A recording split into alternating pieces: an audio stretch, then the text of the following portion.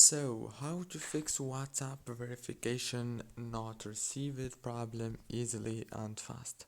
Hello guys and welcome back to this new video.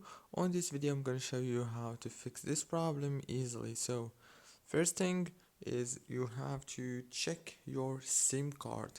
That's very important because sometimes it's just because of the SIM card on your phone. And the second thing, you must check the network. Sometimes it's just because of the network or the bad network. And the last thing you have to do is go to the settings on your phone, go to the apps manager, go to apps. Now on this page, wait a few seconds, it will show you all the apps that you have on your phone. Just scroll down, click on WhatsApp and click here on force stop, and then go to storage, click on clear data, clear cache. That's it guys. Don't forget to like, subscribe.